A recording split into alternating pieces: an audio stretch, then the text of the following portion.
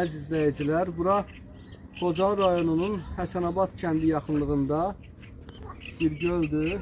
Çox gözəl bir göldür. Burada təmiz hava var. Çox gözəl ağaçların əhatəsində olan bir göldür.